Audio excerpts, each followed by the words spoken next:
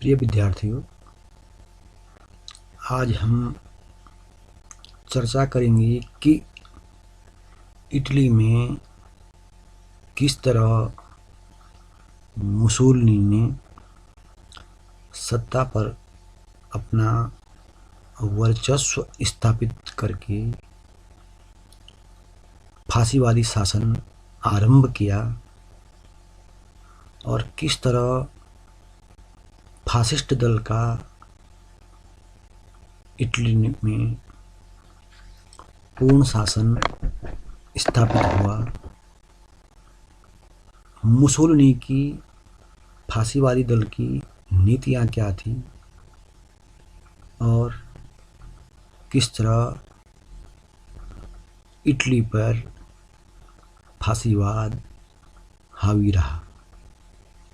पिछले शीर्षक में हमने स्पष्ट किया था कि किस तरह इटली में फांसीवाद का उदय हुआ, उसके कारण क्या थे और प्रथम विश्व युद्ध के बाद वे कौन सी परिस्थितियां थी जिनके कारण इटली में फांसीवाद का उदय हुआ। इस शीर्षक में हम सर्वप्रथम यह चर्चा करेंगे कि मुसोलिनी ने किस तरह फासिस्ट दल का गठन किया और इटली में वह सत्ता पर आसीन हो गया। फांसीवाद के प्रणेता मुसोलिनी का पूरा नाम बेनिटो मुसोलिनी था। मुसोलिनी का जन्म 1883 ईस्वी में इटली में एक लोहार परिवार में हुआ था। मुसोलिनी के पिता समाजवादी विचारधारा के समर्थक थे तथा माता अध्यापन कार्य करती थी। अपनी माता की अध्यापन कार्य से प्रेरित होकर के प्रारंभ में मुसोलिनी ने भी एक छोटे स्कूल में अध्यापन कार्य किया था। बाद में वह उच्च शिक्षा प्राप्त करने के लिए स्विट्जरलैंड गया और वहाँ पर उसने ट्रेड यूनियन के गठन के लिए कठिन परिश्रम किया। उसने पत्रकारिता के क्षेत्र में भी कार्य किया और समाजवादी पत्रिका के लिए उसने कई लेख लिखे। अपने क्रांतिकारी विचारों के कारण जब वह इटली लौटा तो 1908 में सरकार ने उसे बंदी बनाकर जेल भेज दिया, परंतु कुछ समय बाद वह जेल से छूट गया। 1912 में मुसोलिनी ने एक समाजवादी पत्रिका अवंती का संपादन किया।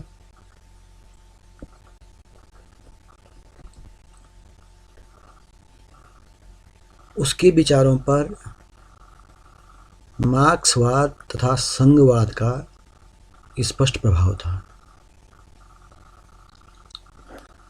मुसोलिनी तत्कालीन परिस्थितियों में इटली के राष्ट्रीय ध्वज और चर्च का कट्टर विरोधी था।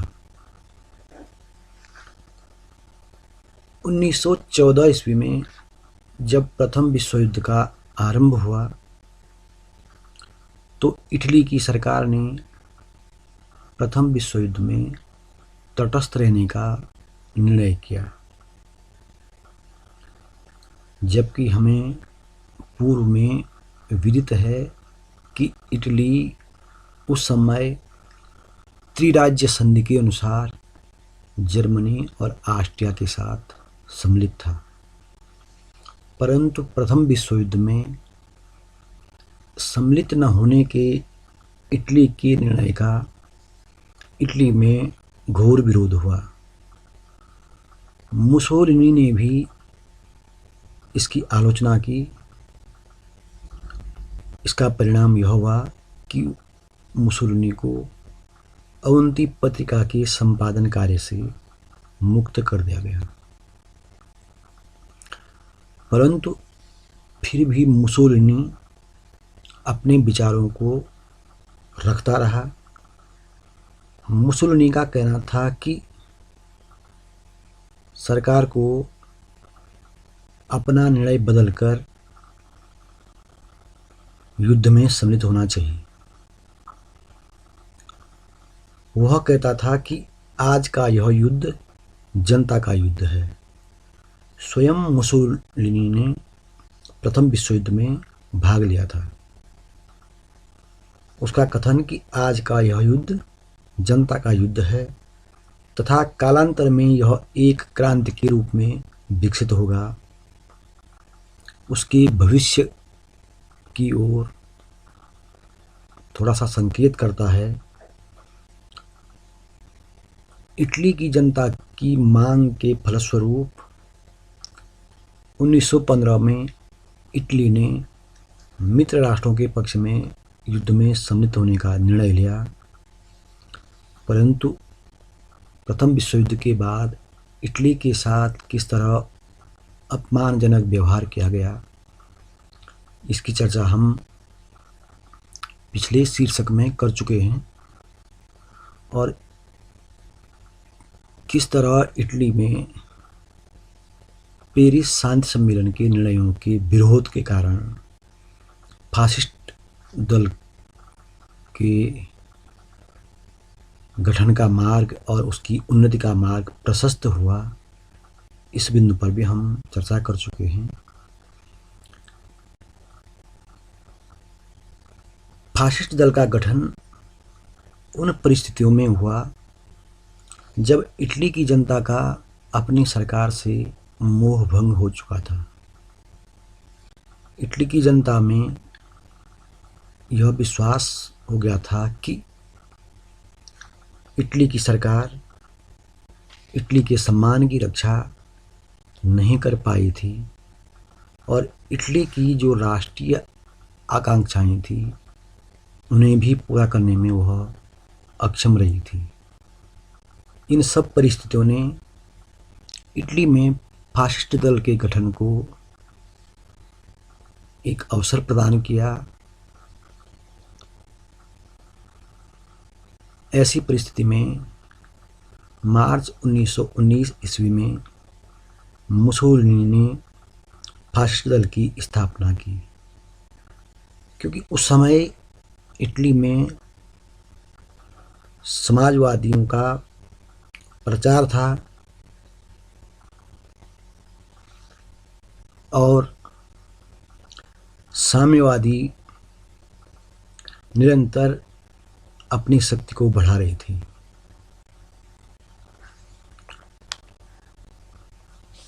विभिन्न समाजवादी गुटों में एकता न होने के कारण मुसोलिनी को अपने दल के विकास में सहायता मिली और इसका परिणाम यह हुआ कि मुसोलिनी के फासिस्ट दल में सेवानिवृत्त सैनिक, किसान, मजदूर, विद्यार्थी, मध्यम वर्ग आदि ने उत्साह के साथ भाग लिया और फासिस्ट दल की सदस्यता ग्रहण की। फासिस्ट दल के सदस्य काली कमीज पहनते थे तथा हथियारों से सज्जित रहते थे। अर्थात कहा जा सकता है कि फासिस्ट दल के लोग एक सैनिक की तरह कार्य करते थे। फासिस्ट दल का शीघ्र ही इटली में तीव्र गति से प्रचार प्रसार हुआ और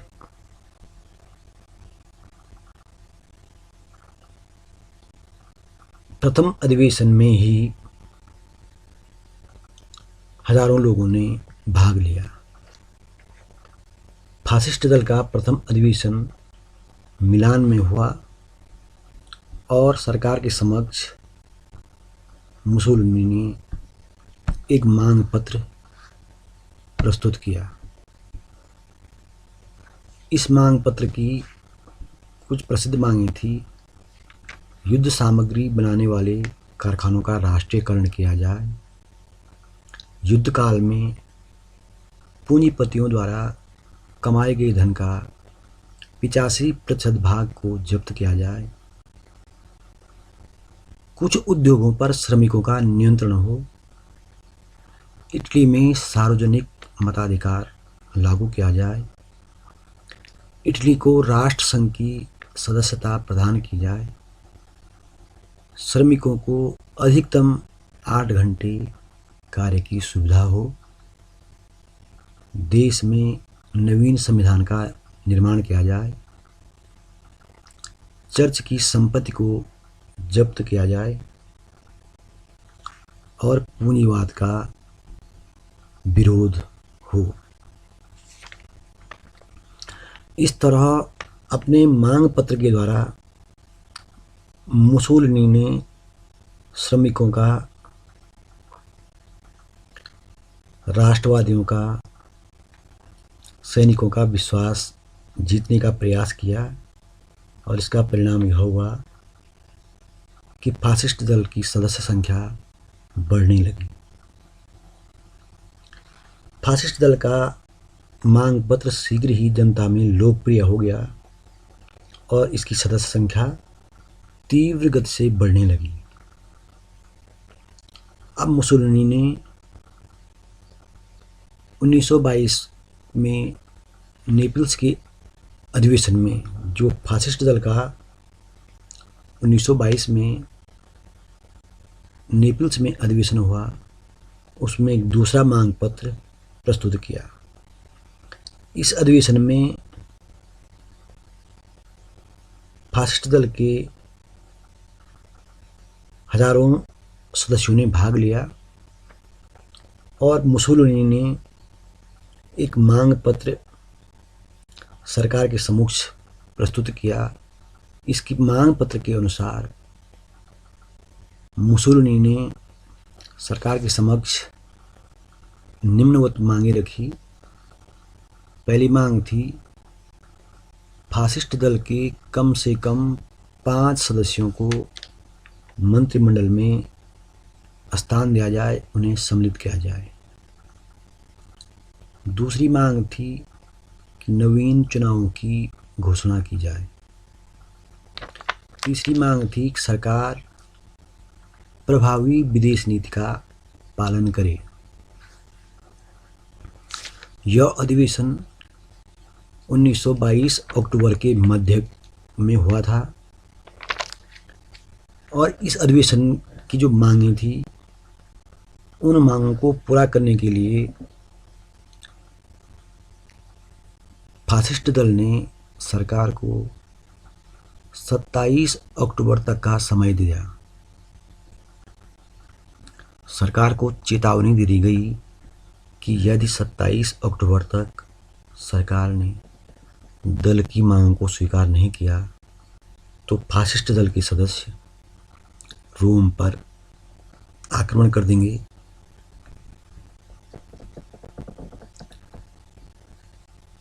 इसका परिणाम यह हुआ कि सरकार द्वारा मांगें स्वीकार न करने के कारण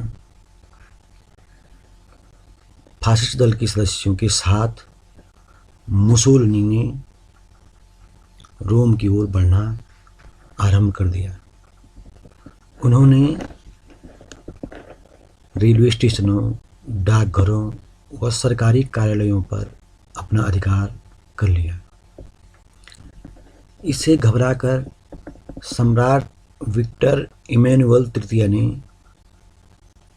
मुसोलिनी के समक्ष देश का प्रधानमंत्री का पद संभालने का प्रस्ताव रख दिया और इस तरह 30 अक्टूबर 1922 को मुसोलिनी ने अपने दल के 50,000 स्वयंसेवकों के साथ रोम में प्रवेश किया और वह देश का प्रधानमंत्री नियुक्त किया गया। इस तरह इटली में मुसोलिनी का फांसीवादी शासन आरंभ हो गया। 31 अक्टूबर को मुसोलिनी ने अपने मंत्रिमंडल का गठन किया और देश के प्रशासन को पुनर्गठित करने के लिए महत्वपूर्ण कदम उठाए। उसने नेपल्स व सिसिली के निर्जन क्षेत्रों में रहने वाले डाकुओं का दमन किया। श्रमिकों की आर्थिक व सामाजिक स्थिति को सुधारने के लिए उसने हर संभव प्रयास किया। मुसोलिनी ने संसद सदस्यों को डरा धमकाकर प्रशासन की संपूर्ण बागडोर अपने हाथों में ले ली। प्रशासन के विभिन्न महत्वपूर्ण पदों पर उसने अपने विश्वास पात्र साथियों की नियुक्ति की।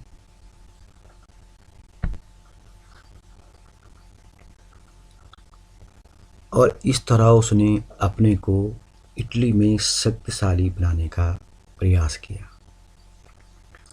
1923 ईस्वी में उसने देश की चुनाव प्रणाली को बिल्कुल बदल दिया।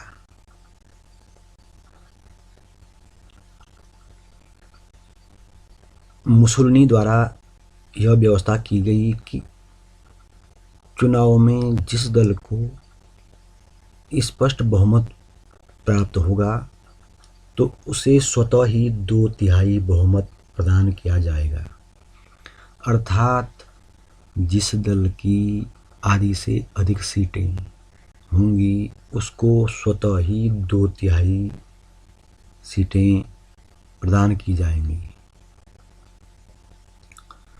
और बाकी शेष 1/3 सीटों का वितरण अन्य दलों के बीच किया जाएगा। इस नियम के आधार पर जब अप्रैल 1924 में चुनाव हुए तो फासिस्ट दल को पूर्ण बहुमत प्राप्त हो गया।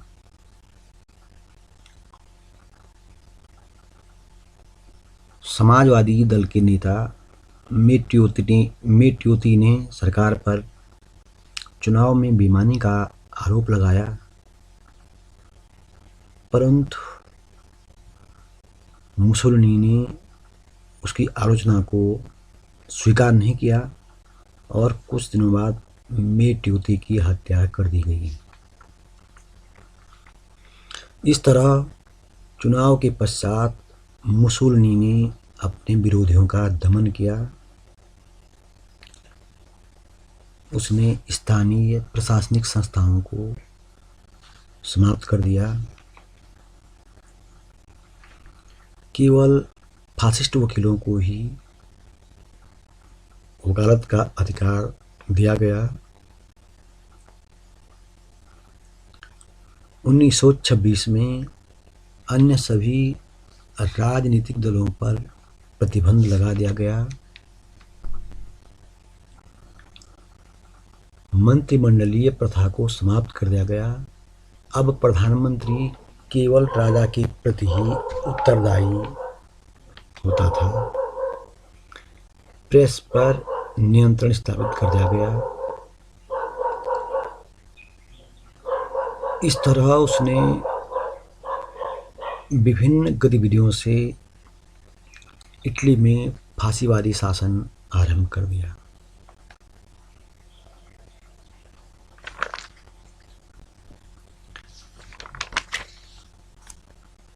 मुसोलिनी के इटली में फांसीवादी शासन के अंतर्गत मुसोलिनी की जो गृह नीति थी, अपनी गृह नीति में मुसोलिनी ने इटली का सर्वांगीण विकास करने का प्रयास किया और वास्तव में इटली के सर्वांगीण विकास के लिए वो विख्यात रहा है। उसने इटली का आर्थिक औद्योगिक विकास किया और साथ ही साथ इटली के व्यापार एवं यातायात पर भी पर्याप्त ध्यान दिया। सर्वप्रथम उसने इटली में एक सुदृढ़ केंद्रीय सरकार की स्थापना की। 1 वर्ष के लिए समस्त संसदीय अधिकारों पर उसने नियंत्रण स्थापित कर दिया। इटली के आर्थिक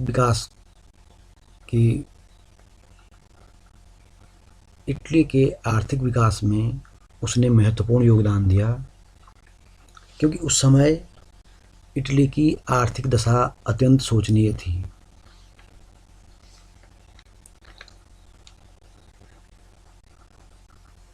इटली में भुखमरी, बेरोजगारी चरम पर थी।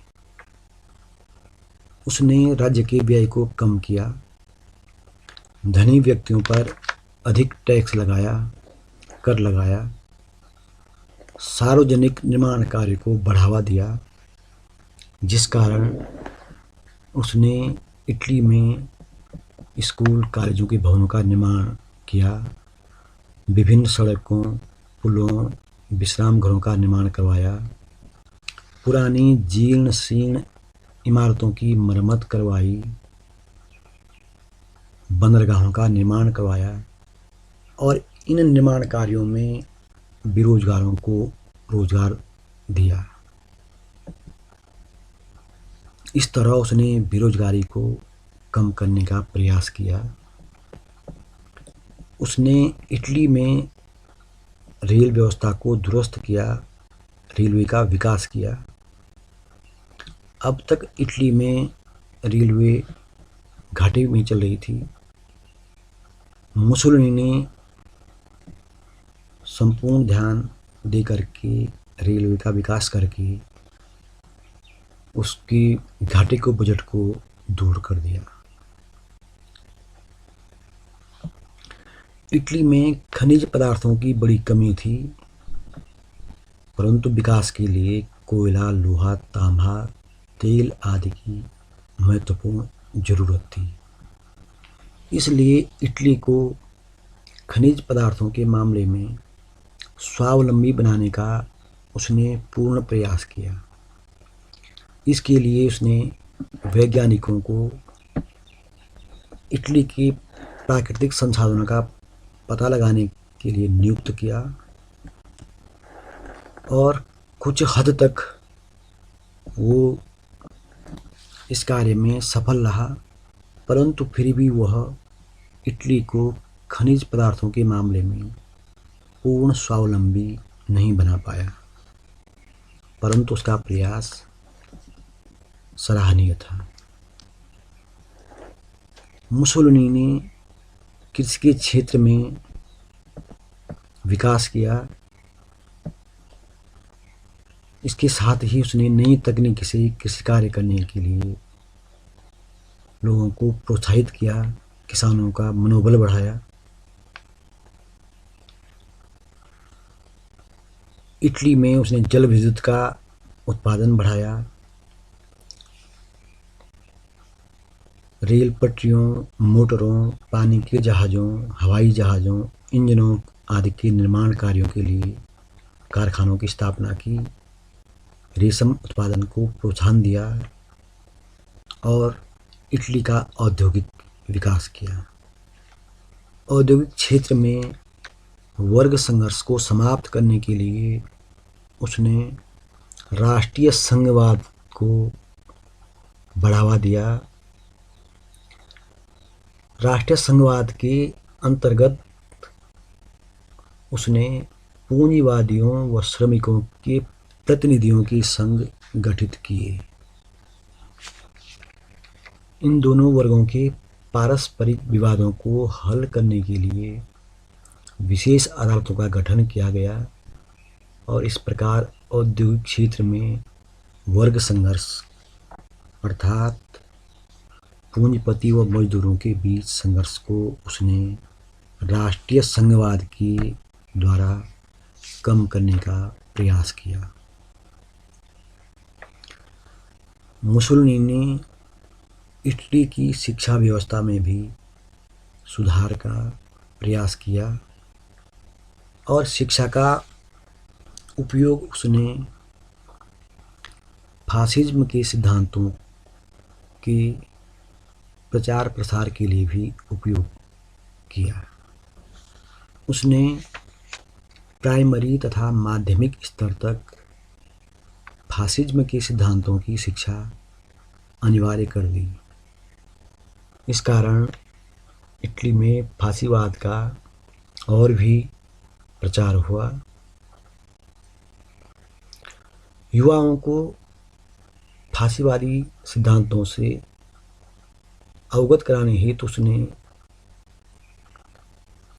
फासिस्ट युवा फेडरेशन का गठन किया। लड़कियों को भी फासिज्म की शिक्षा देने के लिए अलग से व्यवस्था की गई और इस तरह शिक्षा के द्वारा फासीवाद को आगे बढ़ाने का प्रयास किया।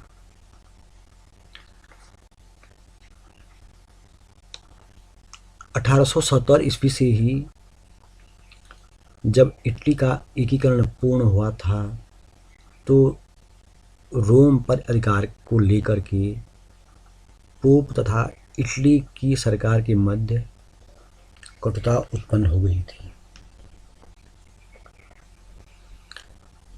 मुसोलिनी ने इस कटुता को दूर करने का प्रयास किया और 11 फरवरी 1929 को उसने पोप के साथ एक समझौता किया। यह समझौता पोप के तत्कालीन निवास स्थान लेटर्न के राजमहल में संपन्न हुआ, इसलिए इसे लेटर्न का समझौता भी कहा जाता है। पोप के साथ हुए समझौते के अनुसार पोप को यह अधिकार दिया गया कि वह विदेशों के साथ संबंध स्थापित कर सकता है, अपने राजदूत विदेशों में नियुक्त कर सकता है तथा विदेशी राजदूतों का स्वागत कर सकता है। साथ ही वह अपने निजी डाक टिकट एवं मुद्रा भी जारी कर सकता है। समझौते के अनुसार पोप ने रोम पर अपना अधिकार त्याग दिया और रोम को इटली की राजधानी स्वीकार कर लिया। पोप को सरकार की ओर से प्रतिवर्ष 10 करोड़ की सहायता देने का वचन दिया गया तथा रोमन कैथोलिक चर्च को मान्यता देकर के रोमन कैथोलिक धर्म को इटली का राजधर्म घोषित किया गया। बदले में पोप ने भी इटली के सेवाय वंश को मान्यता प्रदान कर दी। समझौते में तय किया गया कि पादरियों को सरकार वेतन देगी और इटली में धार्मिक शिक्षा को भी अनिवार्य कर दिया गया। इस तरह इटली को पोप के साथ संघर्ष से दूर करने के लिए मुसोलिनी ने पोप के साथ समझौता कर दिया। इस तरह इटली की गृहनीति के कारण जहां इटली का औद्योगिक आर्थिक विकास हुआ, वहीं राजनैतिक दृष्टि से इटली में केवल फासिस्ट दल का ही प्रभाव स्थापित हो गया। साथ ही इटली में वैचारिक स्वतंत्रता का अंत हो गया।